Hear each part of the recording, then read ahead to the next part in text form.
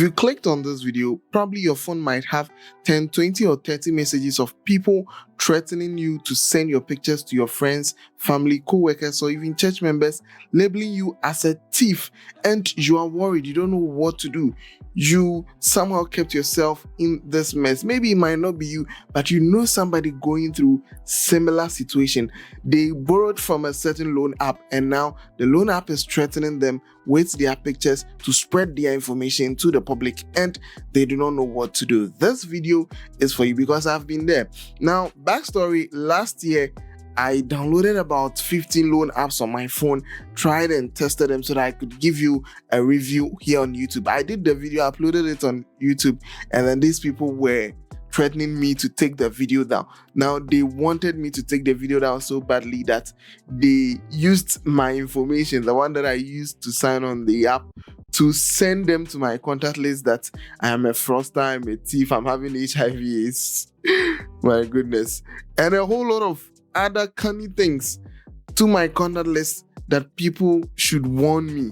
And they were not able to succeed because I had a practical way to stop all of these things. Now, in this video, if you're going to a similar situation, I'm going to show you the exact practical, legal, and digital ways to end all this once and for all. And these loan apps people, they cannot do you any harm. So make sure you watch this video to the very end so that you do not miss any little piece of information that I'm going to put in this video. Also, like this video and subscribe and put us on post notification. My name is Mehra. Let's get right into it.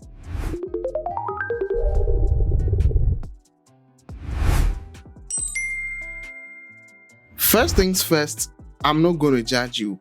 We all know that the economy is hard, and some way, somehow, we need money for some things. We need money to sort certain things. We need money for emergency purposes. And when that time comes, we do not have people to go to, or we do not have an actual person to give us the money. And so sometimes we resort to these loan apps, and maybe you go onto the Play Store, you search for loan apps in Ghana, you see a lot of loan apps, and then maybe you click on one and then you install it. Or once you've searched for these loan apps on your Play Store, on your App Store, even on Google, these people with the advertisers target you vigorously. Now, wherever you pass, you're going to see the advertisements on Facebook, on Instagram, everywhere. And you might finally be tempted to give in when you need the money the most. So maybe you're scrolling on Facebook at the time you need money most. You see a loan app promising you 5,000 Ghana cedis instantly, no Ghana card, no guarantor required, and all that. And so you click and then you download. Now that is where they got you. Now, once you download the app, they will ask for permissions. They would ask for permissions to your contacts, your location, your gallery, and a whole lot of shady things that do not make sense. But I mean, you are looking for the money, and so as desperate as you are, you allow all of these permissions. And even if you do not allow, you're not going to get access to the money these apps are promising you. Now you give them access to all of these permissions, and then they finally give you the loan. But the loan they give you is very, very little. They are promising you 5,000 Ghana cedis or 2,000 Ghana cedis, and they give you 150 Ghana cedis, and they are telling you to pay back 350 Ghana cedis, and it doesn't make sense. You don't even have that money in the first place. And now these people are in your DMs, in your WhatsApp DMs, threatening you with a flyer of your face on it, telling people that you're a thief, or you have some suspicious disease, or you're a fraudster, so people should stay away from you. And they are threatening you that they're going to send this to your friends, your family, your church members, your co-workers, and you are scared. Probably you might want to delete the app, but deleting the app wouldn't solve the problem either, because these people already have your information. So once you delete or you uninstall the app, they still have your information. So I'm going to walk you through certain steps that you can follow to claim back your identity and to make sure that these people do not cause you any harm or do not do anything that is going to affect you. Now, this is going to be extremely practical, so make sure you follow through so that you do not miss any of the information. Now, we're going to go into our phone settings and then we're going to do a little bit of magic on here. So once you're in your phone settings, now take note that I'm on a Samsung Galaxy, and so if you're using a different device or probably if you're using a different ecosystem, this process might slightly differ, but the whole fundamentals is still the same. So once I'm in my settings here, I'll go onto the search bar here and then I'm going to search for permission manager. So I'm going to just type permissions, and then you see that there is permission manager over there.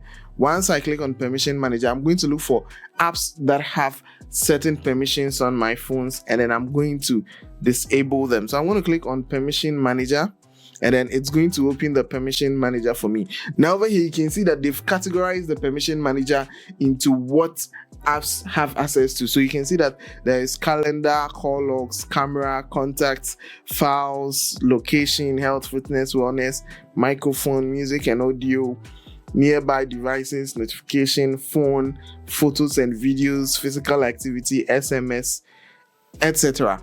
So beneath them, you're going to see 6 out of 12 apps allowed. That means for calendar, I have 6 apps which are allowed. 12 apps require permission to the calendar to run, but then currently 6 of them are running. For call logs, 10 out of 15 apps are allowed. Camera, 23 out of 53 apps are allowed, and so on and so forth. So what you're going to do is to go into these permissions, look for ones that have access to your location, your call logs, your contacts, your gallery, etc. So let's say call logs, 10 out of 15 apps allowed. When I click on call logs, so I'm going to see the list of all the apps installed on my phone that have access to my call log. So over here, I'm just going to go through, and then if there is any loan app here, currently I do not have any loan app on my phone, but then probably if you've installed the loan app, you have to come here and then locate the name of the loan app here.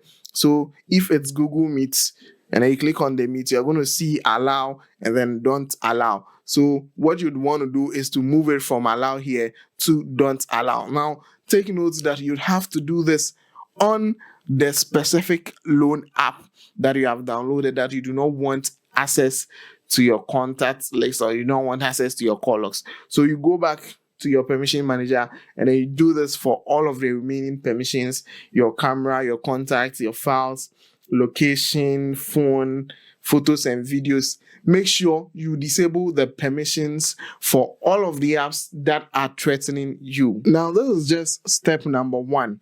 Now, what happened is that when you install this app and you allow them access to those permissions, these people duplicated your entire contact list, your entire gallery, your entire contact information, and kept them on a web server somewhere. So by doing this, you are going to cut down that permission that they have to access those informations from you. Now, some of them are smart. Once they have access to your information, they download them immediately. Some of them not so smart, and so they still rely on their access to your phones through the app to still get this information. And so by disabling all of these permissions, you are in control, and that is just step number 1. Now, whenever you are in the chains of these people, whenever these people are looking for you, one thing is that they are going to worry you a lot. In fact, these people are going to call you day and night, morning, afternoon, evening, midnight. They are going to blast your phone with calls. These people don't get tired. Almost every time they are going to call you, and there is a way to block all of these calls from reaching your phone even in the first place, so that at least you can have some peace of mind. So to do this is step number 2. We're going to go onto our phone once again, and then we're going to download an app. Now, the name of the app is Truecaller. I know most of us have heard of Truecaller before. So if you do not have Truecaller yet, please go on the Play Store or the App Store, download Truecaller on your phone. The icon is this blue icon that you can see here. So once you download Truecaller, what you'd want to do is to click on your profile image. Once you click on your profile image right here, it will take you to the profile section where you can edit your profile here. Now, what you'd want to do is to come over here and then change some 1 or 2 settings here. Now, the first thing you'd want to do here is to click on manage blocking, and then if it's on off, make sure you put it on basic. Now, when you put it on basic, it's going to filter some of these calls, and then if you have Truecaller Premium or Truecaller Pro, you can put it on max. Now, when it is on basic, there are certain things that you need to toggle on. Now, first thing that I'll encourage is to turn on the notification for blocked calls or messages, so that whenever a call comes and it doesn't reach you, at least you know that these people tried calling you, but Truecaller has blocked them. Then also, you can add to your blocked list phone numbers, caller names, sender IDs, country codes, blah blah blah blah. Now, when I was dealing with these people, I realized that they usually called me with Nigerian numbers +234. So what I did here was to come over here to country code and then select a country here. So all of what I'm going to do is that I'm going to come over here to Nigeria MN. Yes, I'm going to come over here to Nigeria +234, and then I'm going to click on block. Now, what happens is that when I do this, it's going to block every single call that has +234 beginning it. So any call coming from Nigeria, this is going to be blocked. Now, this you have to do it with some discretion. Maybe you actually legitimately have business doing in Nigeria, you have people who will be calling you from Nigeria, then you'd have to exempt yourself from this step. But then from my personal experience, I didn't have anything doing with any Nigerian at that moment. So what I did was to just block the entire Nigerian country code from calling my number. So if any call is coming and it starts with +234, it's never even going to get to me in the first place. Over here, you can also add their phone numbers here. And so once you have their phone number, or once they try calling you, you can add their phone numbers here, the number, the name, and then you just click on block to block them. As simple as that. You can also do other things like number series and then a whole lot of other things. Also, you just explore the Truecaller app, block some of these things, check the protection settings, and then do what you can to block all of these things. Now, what works for me is what I've told you: block the country numbers and block the numbers itself, and the calls are never going to get to you in the first place, so that you can at least get some peace of mind. Now, what this does is that this immediately cuts down on the number of calls coming to you, and this gives you so much peace of mind. And even by doing this, can completely stop them from reaching you, because if they realize that if they are reaching you and they are not going through, they are going to just give up on you. Now, when this happens, they are going to start threatening you on WhatsApp, and this is where the next step comes in. Now, I would want you to go onto your WhatsApp, and then if your public profile or your WhatsApp profile is set to anybody, you'd turn that off. So you'd set only contacts to view your status, your profile picture, your last seen, and other things. Set them to only contacts. Now, if you don't know how to do this, let me know in the comment section. I might do a short video explaining the whole process, but that is not part of this video. I just decided to chip it in. Now, when you set them to all contacts, also set your add to groups to only contacts. Now, some of these people, they can create groups with your contact list and then yourself, and then these are called shame groups to try and disgrace you. And you know, Ghana, we are very big on self-respect and protecting our dignity. That's why we have the empires in Yahuya. So Ghanaians really want to protect their self-respect and their self-dignity, and so they use this as a bait to threaten you psychologically and weaken you. So once you disable them from the ability to add you to groups, then you are safe from that. Now, what they're going to do is they are going to come into your DM with your picture first, threatening you that if you do not pay this money, they are going to send this particular picture to all your contacts, and they are going to even give you proof that they have your contact list. And then if you do not pay that money, or if you do not pay back their money, they are going to send these things to your contact list. Now, in my case, when I was trying the app and when they decided to start threatening me, I went on my status and then I made a post. The post was that this is what I'm doing, this is what I have been doing, and these people are threatening me, and so these people are fraudulent. And so if you receive any message like that, kindly ignore and then report the number immediately. I also created a broadcast list with the same information, and so these people actually tried. Now, when they sent these messages to my contact list, they were aware of it already, and some of my contact lists even insulted them and then blocked them and deleted them forever. And so what you also have to do is you can follow similar, just at least go to your status and then paste on your status that these people are fraudsters, they want to defraud you, and so whenever they receive any of such messages, they should delete their number or block them completely or report their numbers to WhatsApp. Once they start sending those messages to your contact list and your contact list is already aware that this is fraudulent, they are not going to mind them, and if they don't succeed, then that means you have won the fight. Now, the next step is understanding your legal rights. Now, one thing you should note in your mind is that these loan apps are not verified and they are not authorized by the Bank of Ghana to do whatever they are doing. Whatever they are doing is illegal. So they cannot even report you to the police in the first place or take you to court to take up their loan.